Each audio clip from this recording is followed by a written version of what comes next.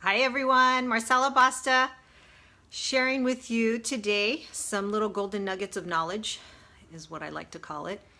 And I'm going to give Facebook here a few minutes to start letting you all know that I'm on. And today I'm going to be sharing the difference between controlling your emotions and how to be in control of your emotions. It really is two separate things. And each one could be a positive thing and the other one could be a negative thing. So hopefully we get some other people on here. It says that they're building our audience. So as you're starting to come on, I'd love to know where you're at, what you're doing, where you're from, how your day's going. Feel free to leave me a comment, and any thumbs up that will show me that you're on too would be great. I love it. It says, keep going. We're telling your friends to join your video. Hi, Matt. How are you? Congratulations on your little one. So I'm going to just go ahead and start it. It seems like Facebook is taking a little bit longer to build the audience. So as people start to come on, I'll go ahead and kind of fill them in as to where we're at. So today I'm going to share with you the difference between controlling your emotions and being in control of your emotions. And sometime back I had posted this question just to kind of get an idea as to what people believe, what being in control of your emotions are and what controlling your emotions are. And what I found, a lot of people think that controlling your emotions is a good thing, that it shows that you're in control of the emotion. And it really is far from the truth. So just to share with you, I'm going to break it down. So controlling your emotions, actually what that means is that you're not allowing yourself to feel the emotion. You're suppressing it. You're not allowing yourself to feel the hurt and the sadness. You know, when you get upset, you get angry, and instead you just swallow it. So many times when we get angry, we get sad, we get frustrated, it kind of comes up. I know for me, when I get that way, I want to cry, and then I get that little funky feeling in my throat. And if it's not a time where I can process the pain or the emotion, I swallow it. Right? Have you ever felt that? You're like, ugh. But what happens is that emotion and that hurt and that anger, it just sits in your chest. Well, at least I know it does for me. And then it starts to cause and wreak havoc. So when you're controlling your emotions and you're not allowing yourself to feel, it actually causes stress, it causes panic attacks, it causes anxiety, overwhelm, and all of that is the beginning stages that can lead you down to a path of depression, feeling hopeless, sadness, and not being able to pull yourself out. So it's important that you understand the difference between the two. So controlling your emotions is not a good thing, okay? Now, I'm not saying go out and, someone's like, oh, so you're crying all the time, aren't you? I cry when I need to cry. But if I can't cry then, I'll go to my room and I'll give myself a good cry. I'll go to the bathroom, give myself a good cry if I'm in an area where I can. If that's an emotion that I'm feeling at that moment of sadness, of hurt, or of anger, I will eventually process it. It might not be at that very second, but I do come back to it. So anyway, so let's go over to being in control of your emotions. So the difference between controlling your emotions and being in control of your emotions. And so being in control of your emotions is allowing yourself to feel them, acknowledging them, and knowing how to process them. And unfortunately, not many people know that there is a process to processing your emotions. And I wish they would teach this in school. I mean, I think we would have a much emotionally healthy society. I know I teach it to my last two kids. Unfortunately, my first three kids, I didn't teach it to them. I didn't know much about it until I started going through my own transformation and learning personal development and reading all the books and trainings and everything that I've done to bring myself to where I'm at now. And now what I do is I share this with my children, and that is being in control of their emotions. So being in control. So that's allowing yourself to feel and process them. And what that brings, when you allow yourself to feel the emotion, it actually brings happiness, joy. You enjoy life more. You experience life. There's something that this nun had said one time. I had gone to a workshop that they were having at my church, and she had said, we are all morally responsible for how we feel. And I just thought that was probably one of the best things I had ever heard someone say, especially a nun. But she said that, you know, we go around with hurt emotions, with all this baggage of pain, of heartache, and of unprocessed pains. And then a lot of times people go around and they start being mean to people, attacking people, you know, road rage. And we really just start shitting on everyone, for lack of better words. And so how do you get in control of your emotions, actually being in control of them? There's really a few things that you can do to accomplish that. So feel free to post any comments that you have or any questions. If I'm talking too fast, when I get nervous, I tend to talk a little bit faster. But if you have any questions, feel free to post them in the comments. Thank you for the likes and the hearts. But okay, so what can you do to be in control of your emotions? Is one of them is write a letter. So say for instance, you're experiencing a current upset. So, you know, your husband or your child or someone makes you angry, and you have all this built up anger and sadness. Not sadness, it's usually anger. Anger is a secondary emotion. Usually the first emotion is either hurt or sadness, but people shift it into anger. And so what you can do is just get a piece of paper and start writing. I'm so angry that he did that. I'm so angry that she did that, or whatever the case may be. And in this letter, you write out everything you wish you could have told that person at that very second. Like, just get it out, you know, all the anger. I can't believe you did that, you jerk, you whatever it is that you need to say, or how you voice your hurt, and write it on a piece of paper. And then when you're done, you rip it up and you throw it away. I recently heard that Abraham Lincoln, he used to write letters. So say someone upset him in his cabinet, or, you know, whatever it was that he dealt with at that time. He would write a letter telling them how he felt, you jerk, you bastard, whatever, you know, whatever it is that he had to say. And then he would put it in his drawer, in his desk drawer, and he would leave it there. And if the following day he still felt the same, he would mail the letter. But most times he never sent the letter. He would just rip it up and throw it away. I believe he understood getting all that out removes all those emotional blocks that you can create by having all that stuck inside of you. And so to me, I just thought, wow, that's pretty fascinating that he was so intelligent to know that about your emotions. But so write the letter. That would be the first thing that I would suggest to do, so that you don't get stuck in emotion, is writing the letter. I want to share with you a story real quick. I've been coaching a young man, and he has had these epiphanies lately, which are, I love it. That's like my favorite part, is when I'm coaching someone and they have these life-changing epiphanies. And he couldn't understand why he wasn't able to connect and have relationships, you know, good, solid relationships in his life. You know, he would have a girlfriend, and then, you know, they would get too close and he would push her away. And then he'd have a girlfriend, they'd get too close, and then, you know, he would push her away. And he was pretty much pushing relationships away, even all through high school. And unfortunately, that started affecting him in his adulthood, because he started not knowingly pushing away even business relationships, or relationships that he could have made with people that could have helped him. And so what we did what we found is, in one of I do this process where I take you into your subconscious mind, and we kind of, you know, clear up old pains and old hurts. And what we found is that he had an old emotion, an emotionally charged event that happened to him when he was 13 years old, from his first love, and she broke his heart. And from that point on, he chose no longer to allow anybody to get that close, because she devastated him.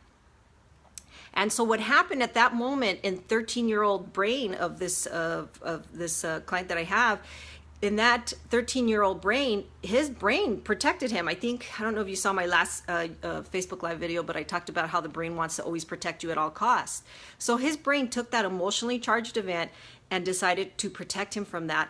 And because he didn't process his emotions, his feelings of anger, how dare you, leaving me, I love you, don't leave me, his feelings of sadness, I don't want to break up, please, let's try to work this out, his feelings of hurt, he found out after that she was dating a friend of his. All of those emotions stayed trapped in his 13-year-old body and lasted. He's 23 now, I think, and it's lasted until now. But luckily, he found and realized that that happened, and now he's able to process that emotion from a 13-year-old pain. Yes, our pains from our past can affect our adulthood. So as we're growing up, we have these emotionally charged events. My emotionally charged events that I could remember as far back as just 5 years old. Everything before 5 years old is kind of a blur to me. I think because at that time, I think I've shared with you guys before, I was being molested by a stepdad. And so a lot of my memories before 5 years old, I don't have memories, which thank God for that. But so at 5 years old, you start having these emotions. 6-year-old, 7, 8 years old is a crucial time in your life, in anybody's life. And 13 is also because, you're coming into a different time chapter of your life. You're going through puberty and all. And so when we have traumatic events from our past, from our childhood, we hold on to them because we're not taught to process them. And so now you'll start paying attention to the patterns that are happening in your adulthood, and you can link them to a situation that happened in your past. That's exactly what we did with this young man that I'm coaching right now. We linked his current situation of not being able to attract certain people in his life. We connected it to that one day, and so because he was able to process it, he's pretty much set himself free. So there is a process. My kids are home right now, early day. Anyways, so there is a process that you can do, excuse me, that you can learn from to process your emotions. And I found it in a book. So I've shared this many times with you guys before. I think I've done other Facebook Live videos or even my YouTube videos, and I've shared this book.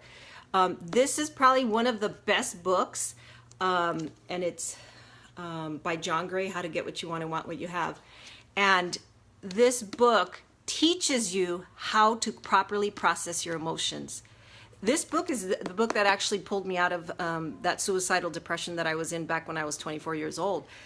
This is the book that God put in my path and changed my life because I applied what I learned, and I would write the healing letters to heal those emotionally charged events from my childhood. And we all have them. I mean, even I had a friend or a client one time, and she said, "Oh, I had a beautiful childhood," and I'm like, "Great, that's great." But then when we went into her subconscious mind, she started having all these memories of her being at 5 years old and her parents forgetting her at school. Another one was she was 8 years old, and she found out that a parent, her dad actually was having an affair, and she walked in on it, but the parents ended up staying together. But in her little 8-year-old mind, that was a traumatic event. But in her conscious mind, she's like, "Oh no, I had a great childhood." Well, that traumatic event was keeping her from attracting men. So she had this fear at 8 years old when she saw her dad in, having an affair. She connected men with being cheaters, and so it affected her. So we had to go back and heal those past pains. Anyway, so processing your emotions, you can read it through here. It's too detailed to be able to share it on a Facebook Live video. It is going to be in my training course that I'm putting together and going to share with you all here in a couple of weeks, or in several weeks, actually, not a couple of weeks.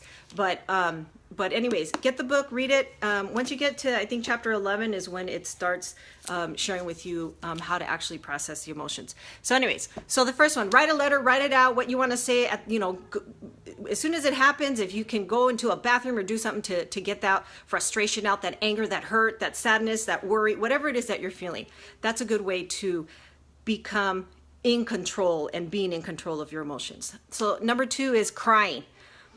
Women cry, men hit. When a woman is angry, we cry. I don't know about you, but I know when I get angry sometimes, it just builds up, and I have to let it out in a cry. And the cry always makes me feel better. Crying is a discharging of emotions. It triggers a chemical in your brain that allows you to just release stress and emotion. And so there's times where I just feel like crying, and I'll just go into a room and I'll just give myself a really good, Oprah calls it the ugly cry, you know, the ugly ooh type of cry. And sometimes I just feel so much better after that. So that's another thing that you can do to be able to take control of your emotions, is by crying and letting out the emotion through the energy of crying. So the crying actually also releases the energy from your body. You know, men have a horrible habit of not expressing, so they swallow the anger and it sits in their chest. And because normally men are upper chest breathers, their upper chest breathers, their mortality rate of heart attacks is high because they don't let go of the emotions. They hold on to them. They think I do not like to hear a person say, "Stop crying." You know, let the child cry, comfort them. Okay, you're going to be okay. I know you're sad. I know you're hurt. I know you're frustrated. I know you're angry. You know, you're going to be fine. And, you know, give them some comfort. That's how you build confidence in a child, not telling them, "Stop crying." Or like what my mom used to say, and I'm guilty of saying it too with my older kids, is, "If you don't stop crying, I'm going to give you something to cry for." Who has said that to their kids? Come on, show me. I know we're all guilty of it, right? But being able to allow someone to cry, especially children, you can start teaching them now how to process their emotions. And for children, they bounce back really quick. They cry, they give themselves a good cry, and yeah, they're back to normal. That's how it should be, that simple. So the last thing that I want to share with you on how to be in control of your emotions, not controlling your emotions. I know some of you just came on. Hi, Gina. Hi, Amelia. I know some of you hi, Addie. Some of you just came on. So I'm talking about being in control of your emotions and controlling your emotions. So when you control your emotions, you actually suppress them. You don't feel them. You don't allow yourself to feel them. And they stay stuck in your subconscious mind. And unfortunately, they eventually come up and wreak havoc. And being in control of your emotions is when you could allow yourself to feel it, process the pain, process the emotion, and then that brings you peace, happiness, joy. You experience life much differently. So step one is to be able to be in control of your emotions is to write a letter and just get out all the frustrations that you have. Step two is give yourself a good cry. And the last one, I'm going to introduce something to a lot of people. They don't know much about this, but it has helped me these last couple of years since I've learned it. It's helped me a lot. When I get stuck in an emotion, I kind of don't really know what exactly I'm feeling. It's called EFT tapping. And so what EFT tapping is, I'll show you right now. EFT tapping is emotional freedom technique. And what that is our bodies have emotional meridians. We all have energy flowing meridians in our body. And if you ever go to acupuncture, it's just like acupuncture, but you do it with your fingers. So acupuncture, it pokes into your energy meridians to break up any energy that's trapped, and allows your energy to flow, the chi to flow, easily through your body. So what happens is when you're in an emotionally charged event, you're feeling angry, sad, frustrated, whatever the case may be, you can actually do your own acupuncture. And so what you do is you grab two fingers, and actually you would start here. This is where I would start. I start here every time because sometimes we could be reversed, and so tapping will actually make you worse than making you feel good.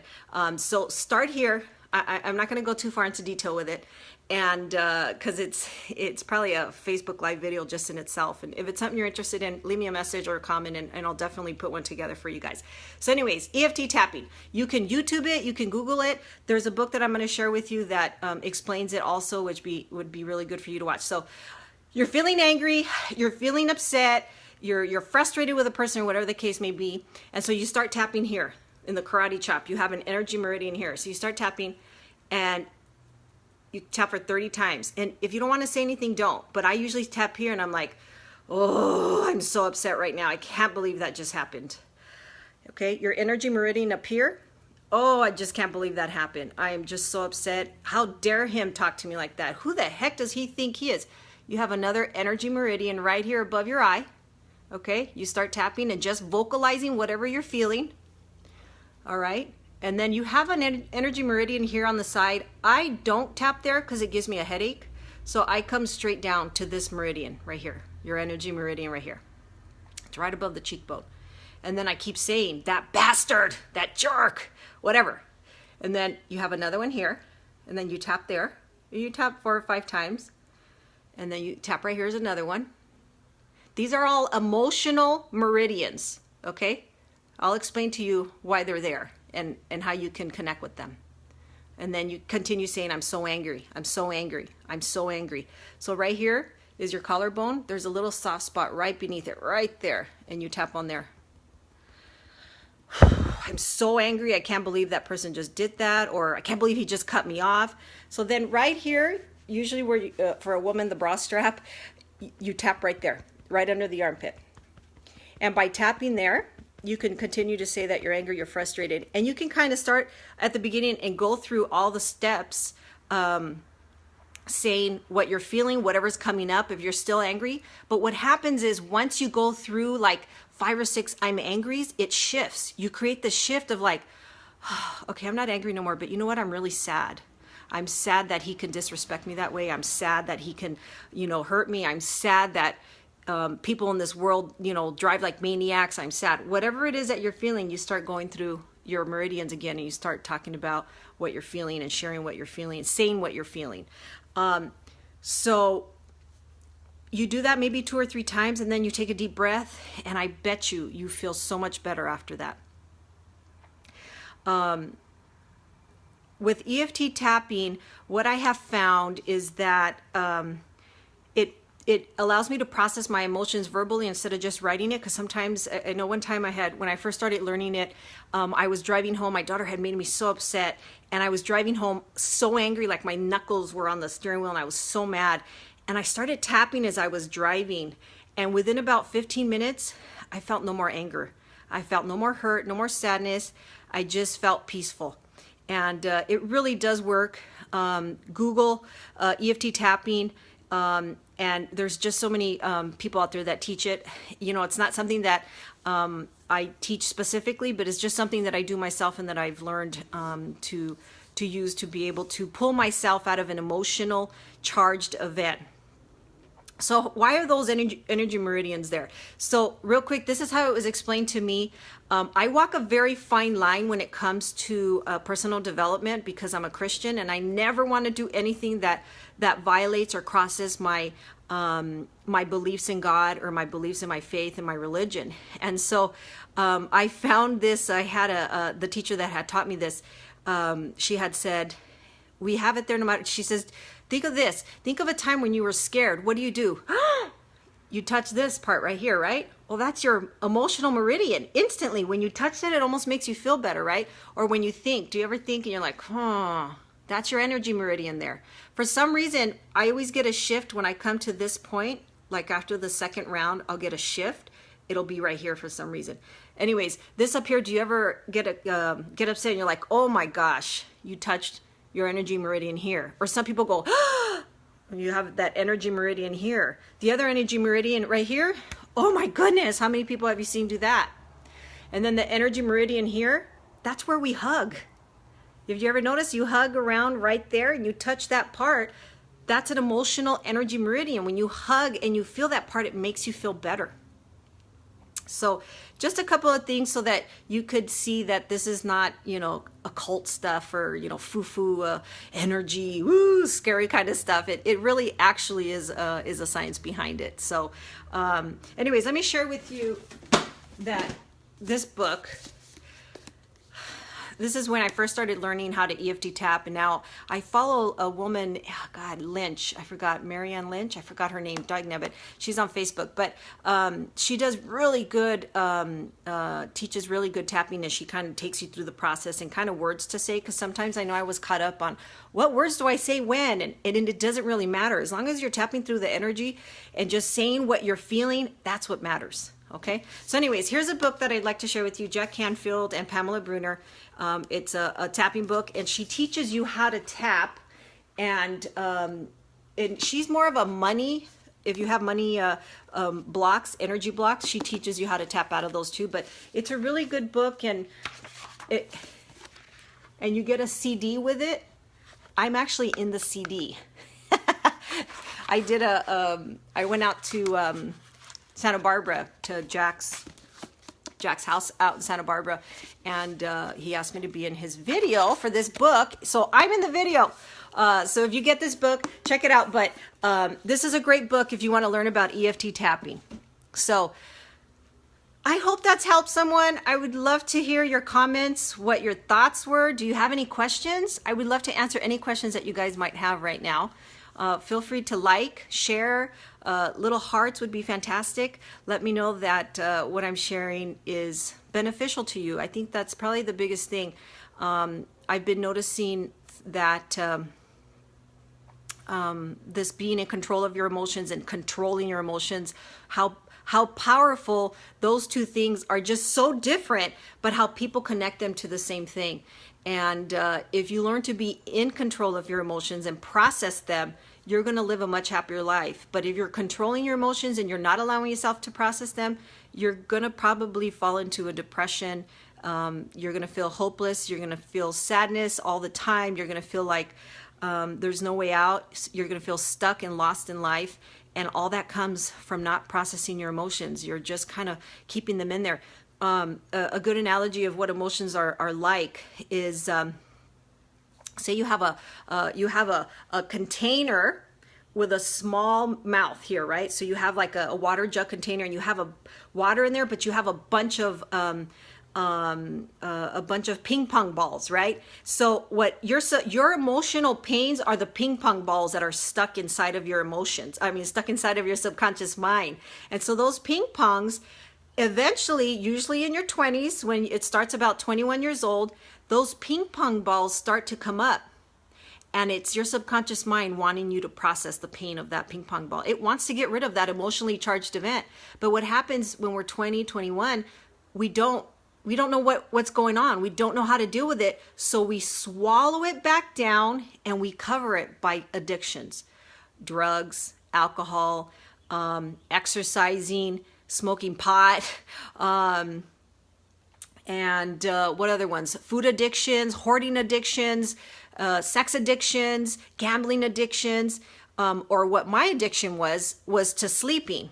That was depression for me, was my addiction was sleeping. So to me, depression is a symptom of unprocessed emotions from our past.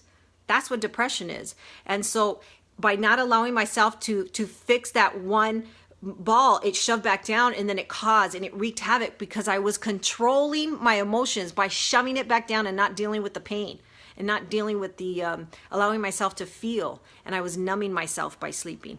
So instead, when I started to learn how to be in control of my emotions, that's when life became amazing. It changed completely. It saved my life, and it changed my life. So I hope this helps. Let's see who's on. Hi, Scott. Hi, cousin. Ariel, my cousin. Hi, Ajit. Oh, you're here every week. Thank you so much. Hi, Laura. Oh, Laura. She's a fantastic woman, that lady. Hi, everyone. All right. Well, I think I've kind of been rumbling on. If you guys have any questions, leave me a comment. I'd love to answer it right now if you have anything right now. If not, leave me a comment anyways, and I could answer it later. Or you could private message me. My last Facebook Live videos, I got a lot of private messages from people and some questions that I answered them individually, but some questions, and it was encouraging to know that people were listening and that it was helping their lives. So I really appreciate those private messages. And anyway, so that's it. If you like it, like my post here, share it with whoever you feel needs to hear it. And I'm going to actually post this over in my fan page. If you haven't liked my fan page, go over to Marcella Basta fan page. I'll set the link here above, and like my page and share this video from that page. That would be fantastic. Spread the word to whoever it is that you feel needs it. And in a couple of weeks, I'm actually only going to be doing my Facebook Live videos over on my business page, on my Marcella Basta fan page. So I'm hoping to see all you guys over there. And yeah, so that's it. So I have a saying. And it's a saying that I used to tell myself, and it would kick me into gear. Because every time I started to have a pity party, I would say the saying. And the saying is, you are where you are because that's where you want to be. So are you where you want to be? And if not, only you can change it. So anyways, thank you so much. God bless everyone. Take care. Bye.